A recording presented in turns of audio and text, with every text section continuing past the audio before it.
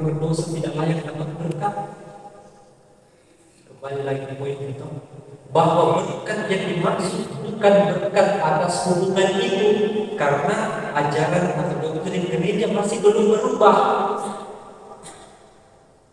Perkawinan itu masih ada heteroseksual antara pria dan wanita, belum ada ajaran yang baru. Maka yang diberkati ini orangnya. Orang kemudian banyak orang bertanya itu di media itu, saya senang ikuti. Orang bertanya, terus apa urusan doanya pastor?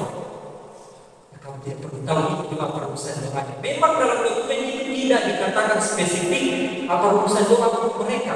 Tentu saja yang didoakan adalah supaya mereka terbebas dari dosa, diantar kepada kebenaran yang sesungguhnya sesuai dengan ajaran gereja. Sampai ada kemudian yang membuat karena saking jengkelnya dengan pertanyaan-pertanyaan seperti itu, ada yang membuat meme kayak seperti bahan untuk mengkritik. Ada gambarnya di situ pasangan laki-laki, lalu ada pertanyaannya, maukah kamu memberkati kami pastor? Lalu ada gambar di bawahnya seorang pastor menjawab, tentu saya akan memberkati kalian. Semoga Allah memberkati kalian supaya tumbuh dalam persahabatan sejati, supaya kalian tetap teguh berdoa, supaya kalian diantar kepada kehidupan menjadi seorang imam, seliman, dan seterusnya. Artinya apa? Doanya tentu saja bukan untuk hubungannya, tetapi kepada pribadi itu.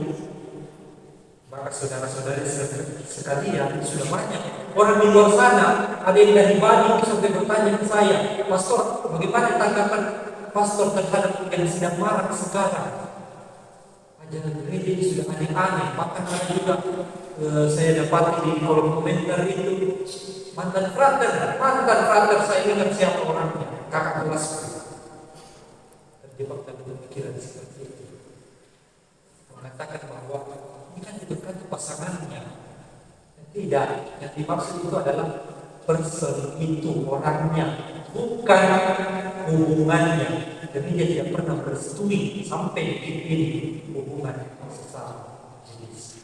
Kenapa kemudian terbit dokumen ini? Anda perlu tahu situasi global yang terjadi. Orang-orang yang punya orientasi seksual berbeda dari kita, yang kadang dikatakan homoseksual atau LGBT plus itu, kadang dijadikan atau dipandang bukan sebagai manusia. Maka ketika seorang pribadi sudah dipandang bukan lagi sebagai manusia, dia berhak diperlakukan seperti entitas yang bukan manusia. Mengerti ya?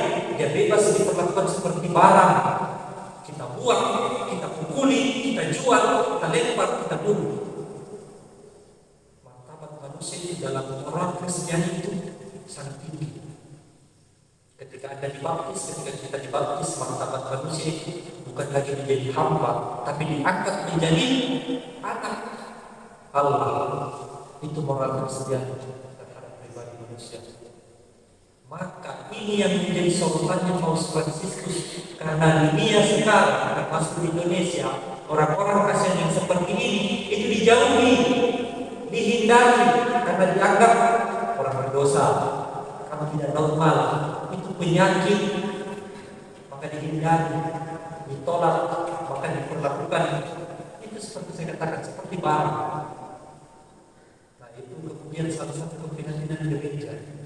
Maka sekali lagi saudara-saudara terkasih, entah ini relevan untuk Anda, tidak relevan untuk Anda, saya yakin besok-besok akan ada yang tanyain kamu, saya yakin. Karena ini sedang panas-panasnya sekarang. Silakan berikan jawaban yang baik dan benar serta bijaksana, sesuai dengan ajaran dan abadi gereja tentang perkawinan yang masih dipegang hingga detik ini. Itu saja. Kalau mau minta dokumen langsungnya, nanti saya kirimkan. Mari kita tutup hari ini dengan menerima berkat.